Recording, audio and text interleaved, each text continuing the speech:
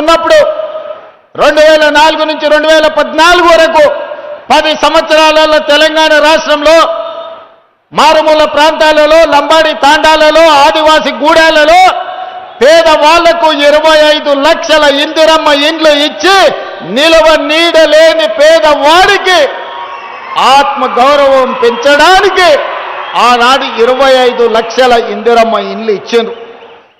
మరి తెలంగాణ రాష్ట్రం వస్తే డబల్ బెడ్రూమ్ ఇండ్లు ఇస్తా అని ఆనాడు నమ్మబలికిండు ఒక ఆయన.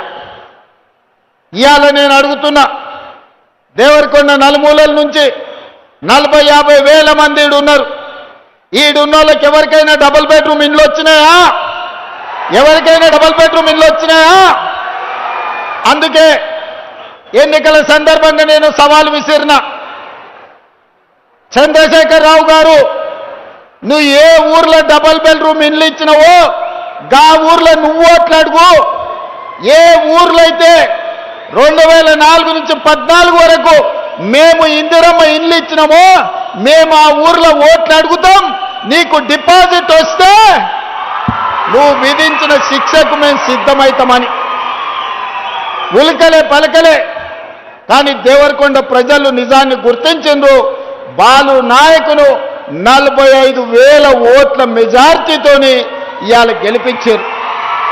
వాస్తవంగా ధనిక రాష్ట్రమైన తెలంగాణ ఆనాడు ప్రభుత్వంలో ఒకవేళ ఇందిరమ్మ ఇండ్లే ఇచ్చుంటే 10 ఏళ్లలో 20 లక్షల ఇండ్లు కట్టడానికి అవకాశం ఉండే. కానీ పేదవాళ్ల పట్ల ఆయనకి ఏమాత్రం ప్రేమ లేదు, పేదవాళ్ల పట్ల ఏమాత్రం అభిమానం లేదు. పేదవాడికి ఇందిరమ్మ ఇల్లు ఇయ్యలే, డబుల్ బెడ్రూమ్ ఇల్లు ఇయ్యలే. ఆయన మాత్రం 10 ఎకరాలలో 150 గదుల గడిని నిర్మించుకున్నాడు. 2,000 కోట్ల రూపాయలు ఖర్చు పెట్టుకున్నాడు ఆయన ఉండడానికి తప్ప పేదవాడికి 2 లక్షల రూపాయలు కూడా ఇందిరమ్మ ఇండ్లకి ఇయ్యలే. అందుకే మన ప్రభుత్వం వచ్చినంబడే పేదవాళ్ళ ఆత్మగౌరవం నిలబెట్టాలి అనంటే ఇందిరమ్మ ఇండ్లు ఇవ్వాలి, పేదలకు ఈరోజు న్యాయం జరగాలి అని వచ్చినంబడే మొదటి సంవత్సరంలోనే ప్రతి శాసనసభ నియోజకవర్గానికి 3,500 ఇందిరమ్మ ఇండ్లు, రాష్ట్రం మొత్తం 4,50,000 ఇందిరమ్మ ఇండ్లు, 22,500 కోట్ల రూపాయలతోని ఇవాళ పనులు ప్రారంభించుకున్నాం. ప్రతి గ్రామాలలో దేవరకొండ లంబాడి తండాలలో ఈనాడు ఇందిరమ్మ ఇండ్లు కట్టుకుంటురా లేదా? మా చదువుకున్న యువకుల్ని ఒక్కసారి ఆలోచన చేయమని నేను అడుగుతున్నా.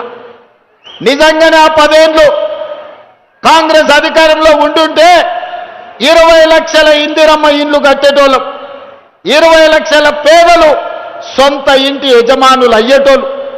10 ఏళ్లలో జరిగిన తప్పును సరిదిద్ది మొన్నటికి మొన్న 2 ఏళ్ల కింద మన ప్రభుత్వం వచ్చింది కాబట్టే 4